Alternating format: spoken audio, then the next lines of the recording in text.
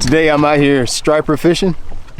It's a foggy, it was like this morning, it was real foggy, overcast day. You can see how overcast it is. I think we got another hurricane coming. But it was a perfect day to get out here and look for some striper. There's some under the boat now. And I'm seeing a lot of activity, but I can't really get any, I haven't got any to really bite today. But nonetheless, this is not a fishing video today, which seems like nobody really wants to watch fishing videos anyway. Y'all let me know. See, it seems like nobody literally wants to watch the actual fishing videos.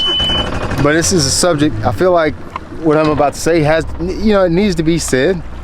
Probably ruffle a few feathers, probably piss off a few people. But this is mainly for my parents. I'm a parent. Parents of high school anglers. I'm gonna set this camera down because this is gonna make me extremely tired holding this thing. You'd be surprised how heavy this thing is to hold. Zoom out a little bit. But it's mainly for parents. Parents of high school, maybe college too, not so much college, but definitely high school, middle school anglers. This is what this message is for. I made a post on, I think it was Instagram or Facebook, somewhere on social just here recently. I see this a lot because I talk to a lot of high school fishing and parents and a lot of high school anglers. And there's a disparity there that I, you know, like I feel like it's a conversation that needs to be had. Parents, if you got one of those anglers, I want you to shift your perspective about the whole idea of tournament fishing while they're in school and in an angler, like this high school angling aspect. I talk to so many dads, even moms sometimes, just doing all of the work for that kid so they can have a successful day on the water. They're, you know, what do I need to do? What do I need to throw? Where do I need to go? What, you know, all the things. Can you take my son out? Can you talk to him? Can you come talk to our high school? And so many people get upset when I say this, but please just really understand the meat of what I'm about to say. These tournaments that kids are fishing, the results don't matter. That they really don't matter. I know that's upset because I know I said that and somebody said, well, my son got a scholarship and these things get scholarship to this, that, and the other, and they pay for this. And I'm like, it's so much deeper than that. It's so much deeper than a scholarship. High school fishing is a tool.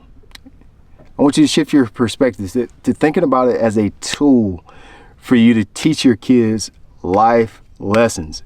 Way more valuable than a scholarship for $1,500. I don't care if they get a full ride. It's still the life lessons that they should be learning from tournament fishing at a young age are far more valuable and would go way farther than those little scholarships and them little companies that give you reels and somebody that gave you $200. And I'm saying that, and I always sponsor at least one angler every year. It's not always high school guys. Sometimes it's somebody that's fishing opens, and sometimes it's somebody that's fishing BFLs. Every year I always make it my point. That's just something that on my heart, and I do it. If I see somebody that I know, like I want to sow into their career, I do it. So what I'm trying to say is, fishing is a perfect opportunity for you to teach your kids how to make money. It's expensive. It takes a lot of money to do this. It's not a rich people's sport. Rich people do fish, and it costs a lot of money. Don't confuse the two. Because it costs a lot of money does not mean that it is a rich person's sport. You can take one rod, you can take a hacky sack of baits, and you can go walk around the bank and you can go catch fish. So fishing isn't expensive. Tournament fishing, yes, it takes a lot of money. Your kids are gonna need a lot of money. A lot of you want your kids to go on to be a pro fisherman. Maybe they have aspirations to be a pro fisherman. Right now is a good time to get a good solid foundation down of learning how to make money, because you're gonna need a bunch of it. You're gonna need a lot. You ain't gotta be rich, but you're gonna have to learn how to make money. And you really need to learn how to do it on your own. You really need to learn how to make money on your own if you plan to fish. I don't mind saying it's the best way, because it's very unlikely that you're gonna work for somebody and then they're gonna let you be off of work a whole bunch so you can go fishing. That ain't gonna happen. It's very few people have been able to pull that off. All the fish are schooling behind me like crazy. Oh God, what was I talking about? Jeez, they're schooling. So you need to teach them how to make money. What that could look like, and I'm going to share one experience that I had as a kid. I fished my first tournament in 2nd grade. However old you are, I used to say 10 years old, and people say, golly, you were dumb. You must have been, I don't know. I don't know how old I was. I got a video. You can see it on this channel here. My mom, it wasn't my first tournament. I was holding like an 8-pound bass in this tournament that I caught. I caught that fish in a tournament. My parents made me work to pay for half of the entry fee for that day. My job was to take the trash out, and I got $5 a week. And I planned out how many weeks it would take me to get the half of the entry fee that I needed to pay. I don't remember what it was because I was 10 years old at that time. It's 30 plus years ago now. So I don't remember what it was, but I very distinctly remember putting that $5 in a jar every freaking weekend. And when I got to the lake, when my dad took me to this tournament, I had skin in the game. And it taught me how to save money, how to plan, how to finance. What do you think your kids are going to have to do in just a few years if they're in high school?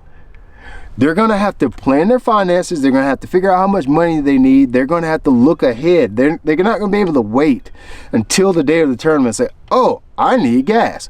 Oh, I need money for food. Oh, I need money for a boat. Oh, I need money. You want to figure that stuff out ahead of time. It's got to be figured out ahead of time, and it's a perfect opportunity for you to start building those habits right now.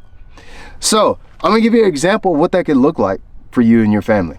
That could look like just letting your kid buy ice. They can come up and listen, ice is expensive. Was it $4? Hey, Bobby, we got a tournament 2 weeks from now. Your job is gonna be to buy the ice for that day. Your job is also going to be to make sure the boat is clean. Your job is also going to be to research the fishing locations of where y'all are going to fish in this event. Number one people that reach out to me about high school fishing is dads.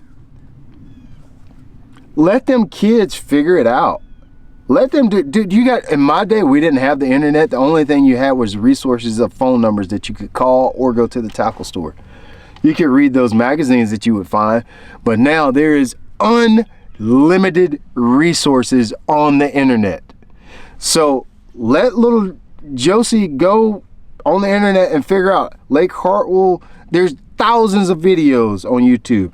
Let them join my school. We talk about what to do in the fall time. We talk about what to do in the springtime. If you think this is just a sales pitch for that, go let them join Bass University.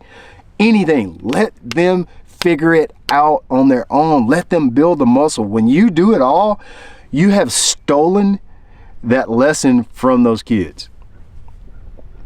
When you do everything, you steal those opportunities from your kids. Let them pick the locations. Let them buy something. Let them earn money to buy a rod or a reel. Let them figure it out how to be creative with how they make money. Maybe they wash cars. Maybe there's something they know how to make money with on the internet. I know a lot of kids trade shoes now. I don't care what it is, but let them figure out how to make at least some money. I'm not saying they got to earn $20,000, but even if it's just $100, even if it's $40, $50, I can say this with true honesty because I got a kid that's in motocross. My oldest son is in the motocross, and every parent wants their kid to be the fastest kid on the track. I'm probably the only one that's running around like, dude, you got your money for your classes this week? Like, it's just a tool to teach them responsibility and how to be an adult. So let them figure it out. Don't steal those stories. Don't steal those lessons for them by doing absolutely everything. You're just going to get behind them and just kind of like knock them along. When they go a little bit to the left, you can say, no, come back over here. And then you're just going to follow them till they get a little bit too far to the right. And then you, no, come back over here. Don't do it all. Don't do it all. Because all we're doing is breeding a culture of give me. Your kid will have the money they need if you teach them how to work. They'll have the money they need. The money is there. The money is there. Money will absolutely run down and tackle value. It can't help it. Money looks for value and it finds it and it runs it down and tackle it. So if they don't have enough money at some point to get where they need, which most of the times we don't have money. I still don't have enough money to do the things I want to do. Money will eventually find the value. So your job is just figure out how to be valuable. Teach them to figure out how to be valuable. And the money, like I promise you, without a doubt, the money will literally run it. It can't stand it. Money doesn't go where there's no value. It only goes where there's value at. So if you teach them that, teach them how to do something, teach them how to be creatively, how to create income on their own, they're going to have, the money part will be easy. The money part will be easy. The hard part is this parenting part, because honestly, it's easier to just give it to them. It's easier. I know for myself. It would be way easier for me if I just bought my son the motorcycles that he needs and then just take him to training and just take him to the race and pay for everything. It's a little extra work to say, hey son, this is what you need to do to make some money. Because then I got to teach him that part too. It's inconvenient. It's inconvenient to teach them that. That's why we always give them everything they need. I know. I'm in the same boat.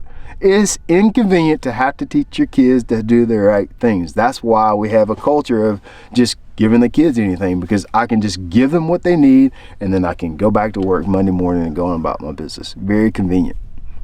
But it takes time, it takes patience, it takes investment in your young angler to slow down, forget the results for a minute, because they're going to figure out this fishing stuff. They don't need you. Your kids don't need you to figure out how to catch bass. If they're really truly interested in this sport, they're going to figure that crap out on their own. They don't need you for that. What they need you for right now is to teach them, like to keep them in the lanes. You know how when you take your kids bowling, you put the guards on the side to keep the ball? You're going to be the guards.